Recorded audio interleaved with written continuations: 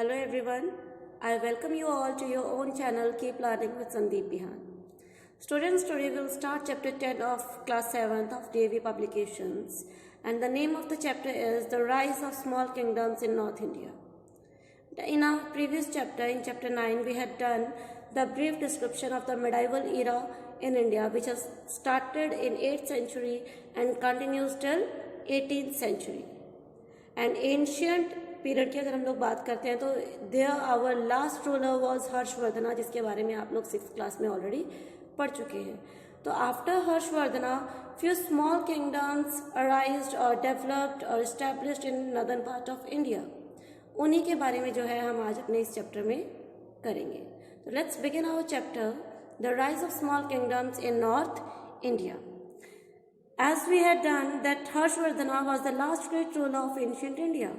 After his death, the whole empire was disintegrated. अब देखो बेटा, डिसइंटीग्रेटेड होता है टूटना या बिखर जाना.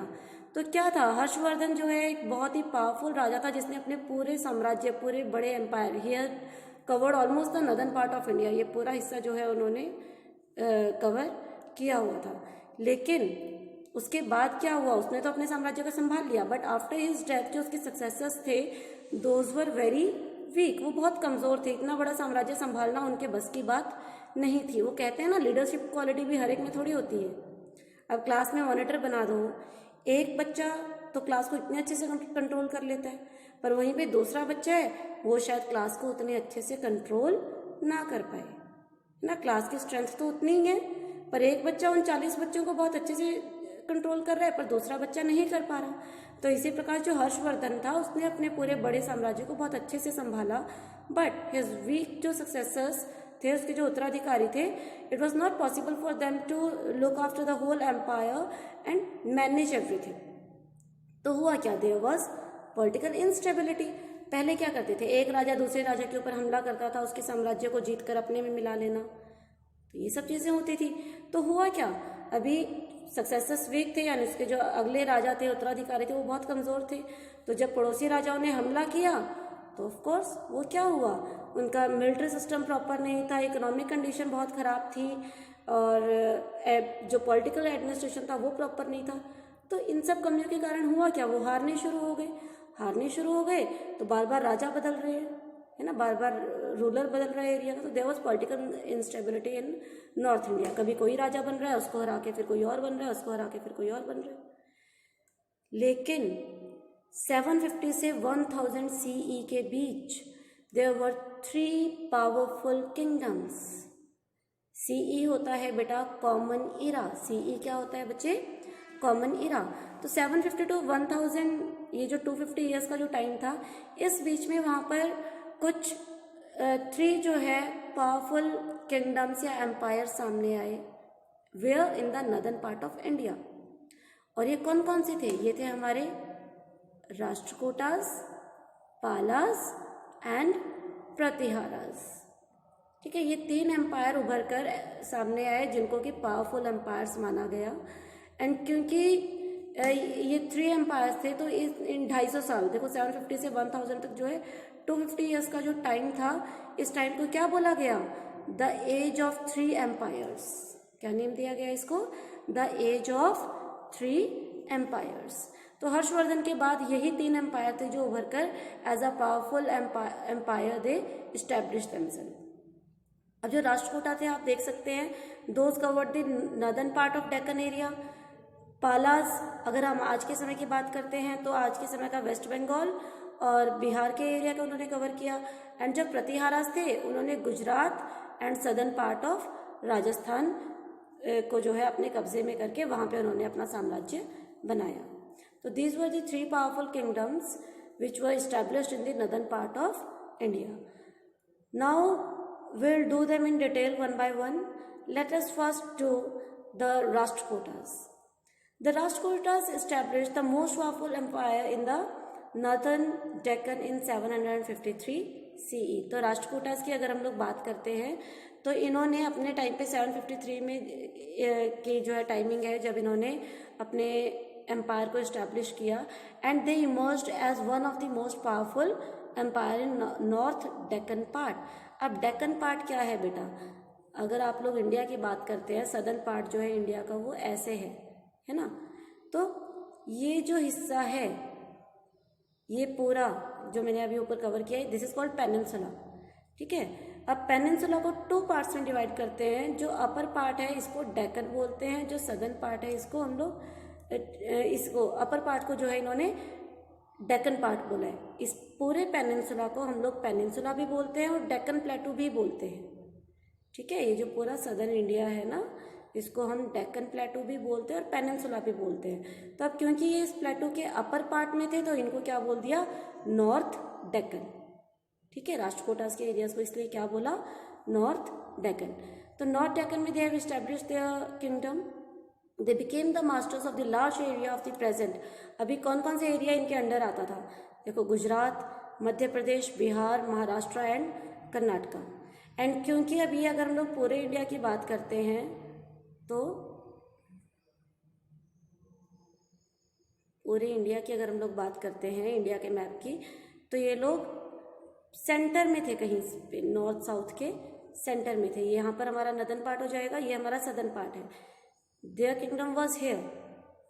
अब क्योंकि ये बीच में थे इसलिए इनको क्या बोला गया, bridge between north and south. अगर नदर्न किंग्स साउथ में जाते हैं अटैक करने या सदर्न किंग्स नॉर्थ में जाते हैं तो उनको कहाँ से गुजरना पड़ता था, राष्ट्रकूटास के एम्पायर से। तो that's why they worked as they acted as a bridge between the north and south India. अभी इनके फाउंडर कौन थे, founder was Danti Durga. The founder was Danti Durga. And इनके जो मेन पावरफुल जो रूलर्स रहे राष्ट्रकूटास में, those were Govinda III and Amogh Varsha. Here you can see the pic of Amogh Varsha who ruled from 814 CE to 880 CE.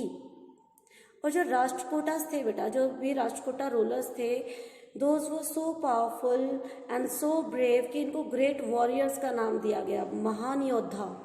Warriors कौन होते हैं, योद्धा। तो इनको महान योद्धाओं का नाम दिया गया। And most of the Rashtrakutas rulers were art lover and scholars. Art lovers, कला से प्यार करने वाले, साहित्य से प्यार करने वाले। ठीक है, स्कॉलर्स, कुछ उनमें राइटर्स भी थे। They took up titles। अब उनमें से कुछ राजाओं को टाइटल्स भी मिले, कैसे, चक्रवर्ती, महाराजा धीराज, परम भद्रक। तो इस तरीके के टाइटल्स जो हैं राष्ट्रकूटा जो रूलर्स थे उनको दिए गए। क्यों, क्योंकि वो लोग कला प्रेमी थे, साहित्य प्रेमी थे। दे मेंटेन्ड ह्यूज आर्मीज, उन्होंने अपनी मिलिट्री भी बहुत अच्छे से मेंटेन की।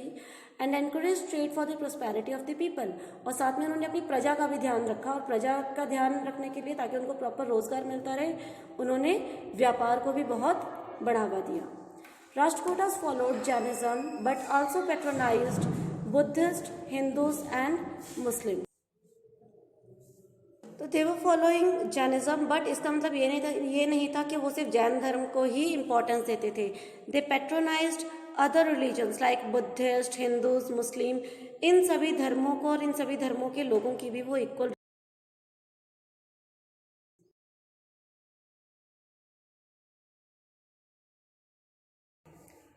So Rashtrakutas rulers were great patrons of art and learning.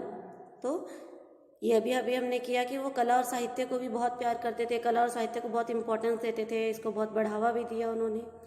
Their rule saw the flourishing of regional literature. Rock-cut temples of Ellora belonging to Hindu, Buddhist and Jain sects are a proof of the religious tolerance of Rashtrakutas.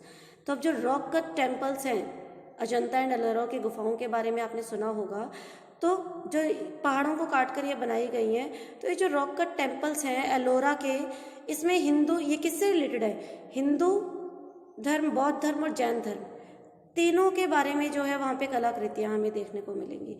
तो इससे पता चलता है कि there tolerance of Rashtrakutas, मतलब कि वो कितना सभी धर्मों को जो है वो इम्पोर्टेंस देते थे। King Amogh Varsha himself was a great lover of Sanskrit. ठीक है, वो क्या करते थे, वो संस्कृत से उनको बहुत प्रेम था, बहुत जानकारी उनको थी।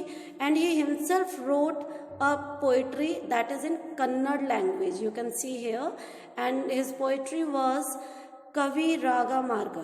Okay. By the end of the 10th century the Chalukyas crushed मतलब अब देखो हो सकता है कि इन पावरफुल रूलर्स के बाद इनके जो सक्सेसर्स आए हर्षवर्धन की तरह those were not so powerful, तो इसलिए फिर चालुक्यास ने जब उनके ऊपर अटैक किया तो राष्ट्रकूटा जो डायनेस्टी थी, राष्ट्रकूटा जो किंगडम था वो धीरे धीरे खत्म हो गया। It was crushed bye Chalukyas and Chalukyas took the control over there kingdom, उन्होंने उनके साम्राज्य के ऊपर अब अपना कब्जा कर लिया। नाउ आवर नेक्स्ट डायनेस्टी और द नेक्स्ट किंगडम इज पालास। हम लोग पालास के बारे में देखेंगे। तो बेटा हर्षवर्धन की बात और पालास से पहले जो बीच का समय है उसके बारे में we don't have much information, we have very limited information about it, कि कौन आया, किसने शासन किया, क्या क्या क्या हुआ, किसकी बात कर रहे हैं, हर्षवर्धन और पाला एम्पायर के बीच का जो समय था वहाँ पर बंगाल में। लेकिन जितने इन्फॉर्मेशन हमारे पास है, लिमिटेड इन्फॉर्मेशन से हमें ये ज़रूर पता चलता है कि उस समय वहाँ पर क्या था, पॉलिटिकल इंस्टेबिलिटी थी। There was a lot of infighting among the small kingdom, छोटे छोटे साम्राज्यों में आपस में लड़ाई होती रहती थी। तो हुआ क्या, फाइनली लोग वहाँ पे परेशान थे, तो लोगों ने अपना एक राजा बनाया। किसको बनाया, गोपाला को। किसको अपना राजा बनाया, गोपाला को। एंड उसने जो एम्पायर सेटअप किया उस साम्राज्य ने, मैं गोपाला की बात नहीं कर रही, गोपाला ने जो साम्राज्य बनाया उस साम्राज्य ने 400 साल तक वहाँ पर शासन किया। अब आप देखेंगे गोपाला के पीछे पाला लगा हुआ है ना, PALA। तो इनके जितने भी उत्तराधिकारी यानी इनके बाद जितने भी राजा आए वो सब अपने नाम के पीछे पाला लगाने लगे, और इसलिए इनके द्वारा ये जो साम्राज्य स्थापित किया गया, ये जो डायनेस्टी आई, इस साम्राज्य को, एम्पायर को क्या नाम दिया गया, पाला डायनेस्टी। क्या नेम दिया गया उसको, पाला डायनेस्टी। अब पाला डायनेस्टी में after him there was one of the greatest ruler, his name was Dharmapala. अब देखो इनका नेम धर्म था, इन्होंने भी अपने नाम के पीछे क्या लगाया, Pala. He set up a centre for Buddhist education which was, उन्होंने अब कुछ बुद्धिस्ट एजुकेशनल सेंटर बनाए जिनका नाम रखा गया विक्रमशील विहार। उसके बाद जो उनके बेटे आए Devapala, he extended the Pala empire and also defeated Huns. Huns भी जो है एक साम्राज्य था, हुनों का साम्राज्य, उसको उनको जो है उनके बेटे देवपाला ने हराया। तो यानी कि ये दोनों भी पाला डायनेस्टी के महान शासकों में से थे। The end of his period ushered in the decline of Palas. तो जब देवपाला का शासन समाप्त हुआ तो उसके बाद जो उसके सक्सेसर्स आए, सेम हर्षवर्धन और राष्ट्रकूटास की तरह, क्या हुआ, वो बहुत ज़्यादा पावरफुल नहीं थे और वो उस एम्पायर को नहीं संभाल सके, और धीरे धीरे क्या हुआ, the empire came to an end. The Pala rulers were the followers of Buddhism.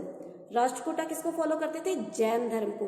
पालास किसको फॉलो करते हैं, बौद्ध धर्म को। Many scholars were sent to distant countries. अब इन्होंने क्या किया, अपने बहुत सारे जो है स्कॉलर्स को अलग अलग देशों में, देश मतलब अलग अलग दूसरे राज्यों में भी भेजा, साम्राज्यों में भेजा। क्यों, ताकि वो वहाँ पर जाकर बौद्ध धर्म का प्रचार प्रसार कर सके। लेकिन इसका मतलब ये नहीं था कि ये सिर्फ बौद्ध धर्म को बढ़ावा देते थे, राष्ट्रकूटास की तरह ये भी दूसरे धर्मों को बढ़ावा देते थे। देखो यहाँ पे लिखा है, they give generous grants to Brahmans to build temples.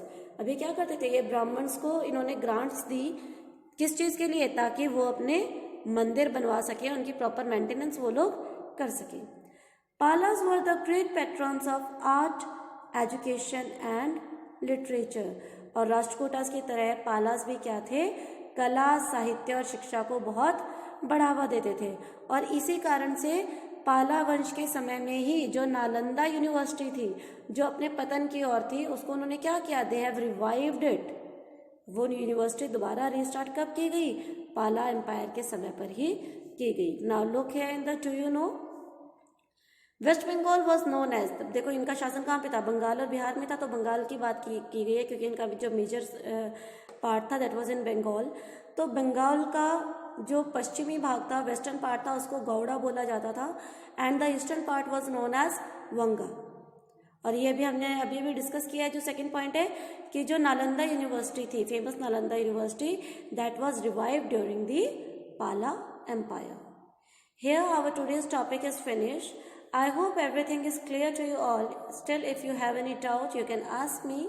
अब हमारी जो नेक्स्ट हमने थर्ड एम्पायर किया था, that was Pratiharas, that we'll discuss in the next video. Till then, take care and have a good day.